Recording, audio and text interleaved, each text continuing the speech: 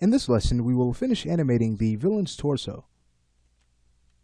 Getting started, we only have a few things to do. For one, we just need to check and make sure we like the timing when she rolls over. And then we don't want her to just come to a stop. We'll add a hip and chest jiggle. And then have that come to rest, so that'll gradually come to a stop. And we'll need to make sure we base that off of the movement of the arms and legs, as well as the impact when she finally hits the floor.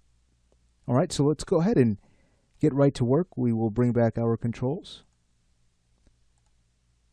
They are needed. Alright, so now I'll grab the center of gravity, and let's go ahead and take a look here at the ground level. So as she rolls over,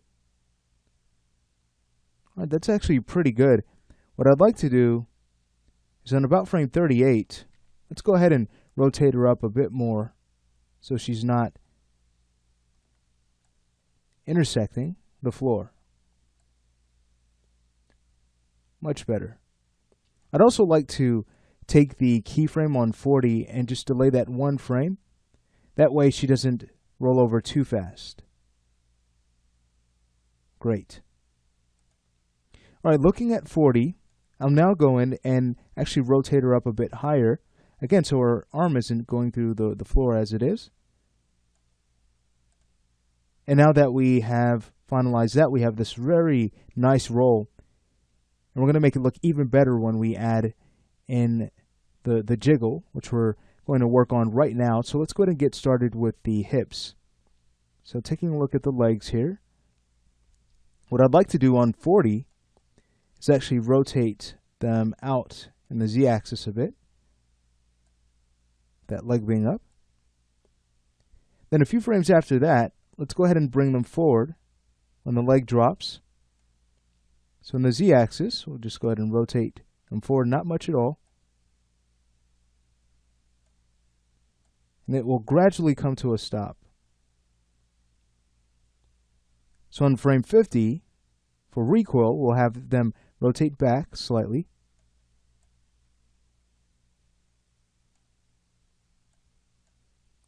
And on 55, forward ever so slightly. And here's what we end up with. A nice hip jiggle. Great.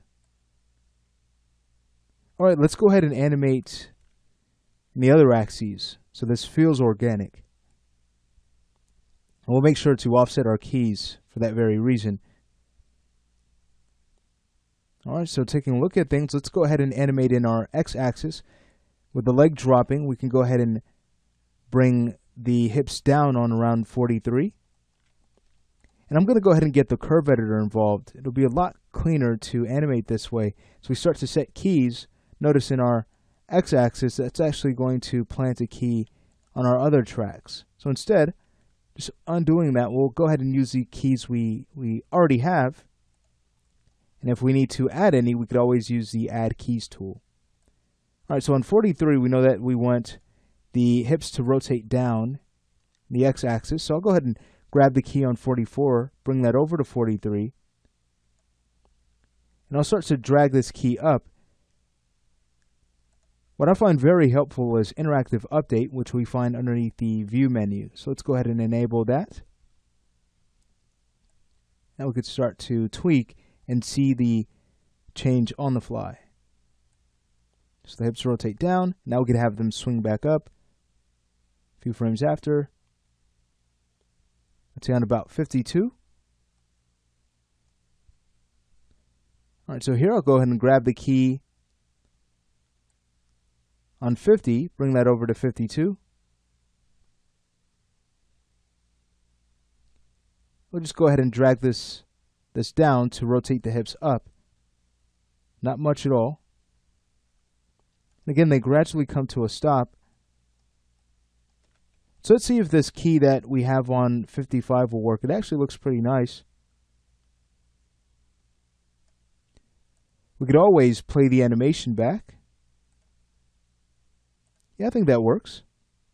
All right, great. So we just have one more axis, and that's the y-axis before we move to the chest.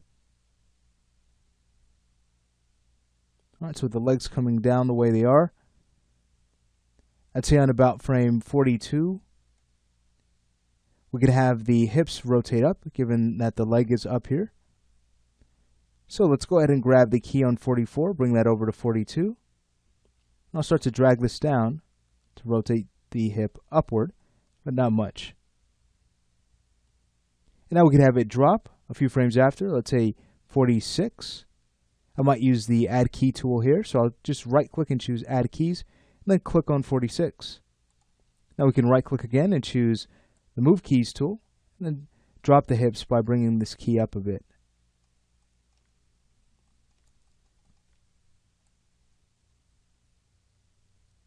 All right, let's go ahead and create another keyframe. On 51, just offsetting things, we'll go ahead and drop this in order for the hips to rotate up. Then on 55, we have them rotating down, but I think that's a bit too much. Again, we want this to gradually stop. So I'll just go ahead and drop this key on 55. And here's what we end up with. When we hit play, we can see a very nice hip jiggle. So let's do the same thing for the chest to finish up. We'll start with the twist axis. We don't need the curve editor just yet, so we'll just animate in the Z axis right now. So as the arm swings over,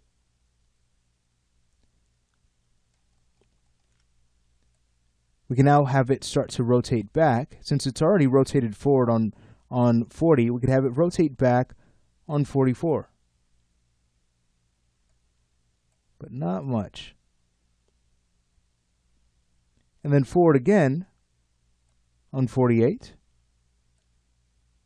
And we're offsetting things from the hips. That way, again, it doesn't look linear when we play this back. It truly feels organic. So now when we get to 53, we can go ahead and rotate the chest back slightly.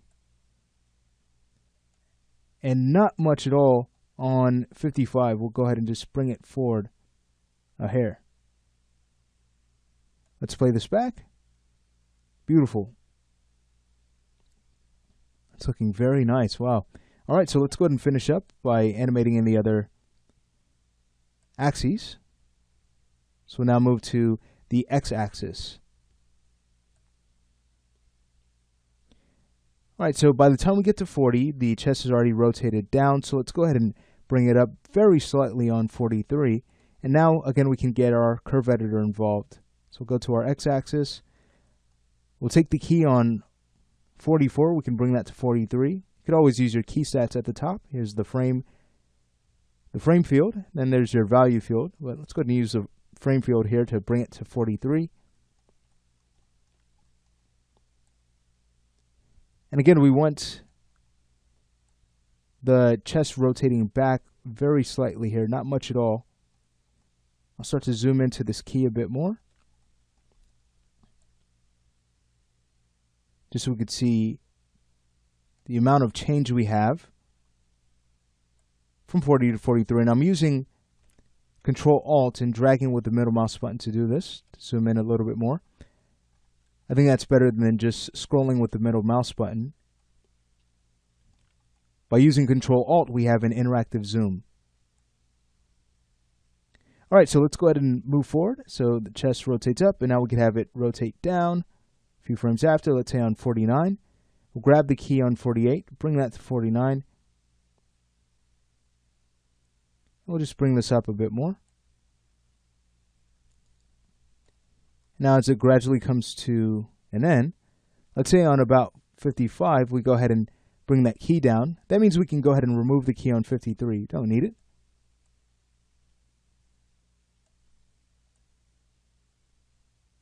And here's what we end up with when hitting play. Very cool. I might drag that down just a little bit more, just so that there's a bit more movement at the end, but not much. And that might have been too much there, so I'll just go ahead and drag it up slightly to finish up here. Great. All right, so that means we just have one more axis. That's the y-axis. So taking a look, here we can have the chest rotate down a few frames after on 42. So let's grab the key on 44, bring that to 42. And zoom in here. We'll just drag the key down.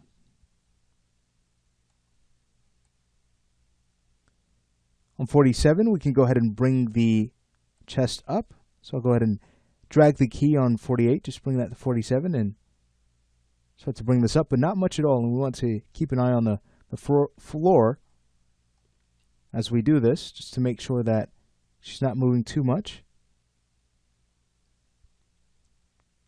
Great. And now when we get to 52, can have her brought back down, but not as much. So I'll go grab the key on 53, bring her down some.